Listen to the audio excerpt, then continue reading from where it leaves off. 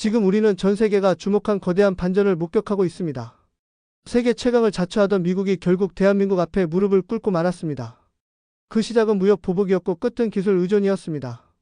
그리고 이 모든 과정에서 한국은 흔들리지 않고 묵묵히 자신의 길을 걸었습니다.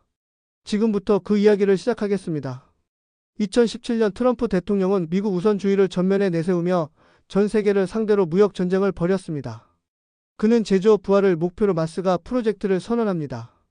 그리고 그 핵심 동맹국인 한국을 향해 믿을 수 없는 요구를 합니다.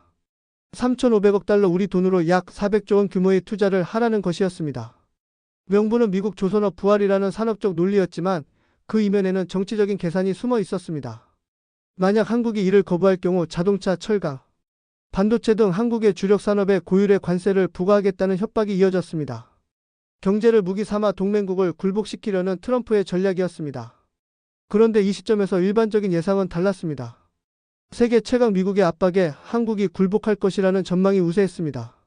대한민국은 수출 의존도가 높은 나라이고 미국은 최대 수출국 중 하나였기 때문입니다. 하지만 실제로 벌어진 일은 전혀 달랐습니다. 한국은 미국의 압박에 단호히 맞섰습니다. 정부는 원칙을 내세웠습니다. 협박성 협상에는 절대 응할 수 없다. 한국은 미국의 요구를 정면으로 거부했고 동시에 새로운 길을 모색했습니다. 내수시장 확대와 대체 수출시장 개척 산업체질 개선까지 위기를 기회로 삼기 위한 노력이 본격화됐습니다. 그리고 그 선택은 결과적으로 놀라운 변화를 이끌어냅니다. 한국의 기술력과 자립 의지는 단순한 경제적 대응을 넘어 세계의 인식을 바꾸는 계기가 되었습니다. 국제사회는 미국의 압박에 굴복하지 않는 독립적인 경제 주체로서 한국을 주목하기 시작했습니다. 특히 조선업에서 보여준 한국의 역량은 전 세계에 강렬한 인상을 남깁니다. 트럼프가 한국을 위협하며 조선업 부흥을 꿈꾸던 그때 미 해군의 군수 지원함 한 척이 조용히 한국으로 들어옵니다. 이 배는 USNS 앨런 셰퍼드호로 태평양 함대의 핵심 보급선입니다. 군수 보급 수송 작전 지원을 수행하는 미 해군 작전의 중추입니다. 그런데 이 배가 한국 울산의 HD연대 조선소에서 정비를 받는 장면이 포착됩니다. 유럽의 군사 전문 매체 아미 레커그니션은 이 장면을 전하며 미국 조선업 위기의 상징이라 분석합니다. 이번 정비는 단순한 수리가 아니었습니다. 이례적으로 안전 시스템 점검과 탱크 정비, 주요 장비 교체 등 전면적인 오버홀 작업이 포함되었습니다.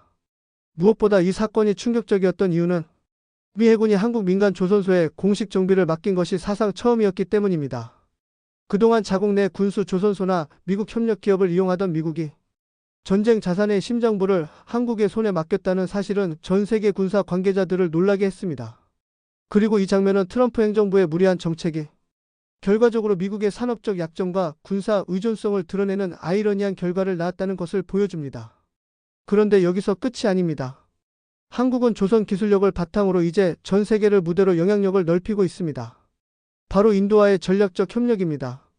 인도는 현재 세계 1위 인구 대국이자 세계에서 가장 빠르게 성장하는 경제 대국입니다.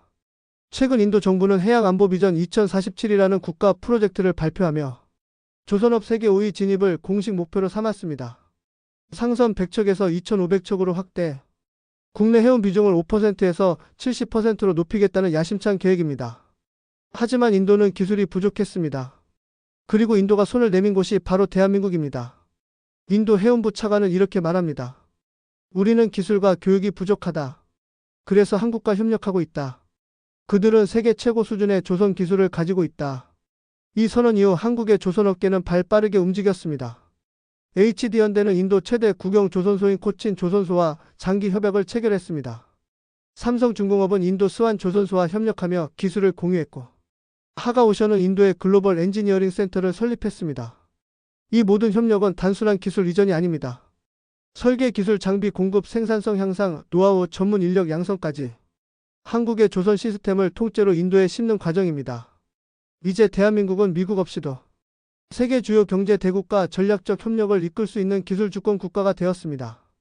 기술력으로 군사 강국인 미국의 해군 작전을 지원하고 성장 대국 인도의 산업 비전까지 현실화시키고 있는 나라. 그 나라가 바로 우리 대한민국입니다. 트럼프 전 대통령의 관세 위협은 결과적으로 한국의 경제를 흔들지 못했습니다. 오히려 한국의 기술력과 협상력, 국제 신뢰도를 드러내는 계기가 되었습니다. 그리고 이 경험은 앞으로의 외교 전략과 산업 정책에도 깊은 영향을 미치게 될 것입니다. 우리는 지금 기술과 신뢰가 만들어낸 국가 경쟁력을 목격하고 있습니다. 미국이 협박할 때 한국은 준비했고, 미국이 무너질 때 한국은 세계를 향해 문을 열었습니다. 군함을 고칠 기술도 없이 몰래 한국을 찾은 미국. 그리고 그 상황을 조용히 맞이하고 완벽하게 대응한 대한민국. 이것이 진짜 강국의 자세 아닐까요? 트럼프가 남긴 가장 큰 유산은 미국 우선주의가 아닌 한국 기술력의 위대한 증명일지도 모릅니다.